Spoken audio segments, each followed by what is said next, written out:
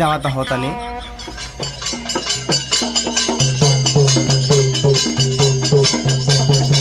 हाइडे या जाने मन या तनी बाउला आके बजाओ था आओ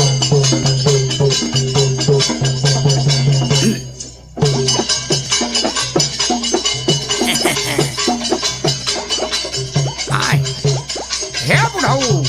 हे बाबू एक बाबू बंद कर कैसन हो साड़ू भाई कैसन बाल का डाला गाना अरे लवड़ा कुन माँ बंद कर हो कैसा नहीं नाच गाना लेके लवंडी लवंडा घर में आयल हुए अरे बूढ़ी बड़ी खुशी का बात ये नाचा तू हूँ लगा था बुढ़वा का बाबा सिरिया पठरिया सही हो गई का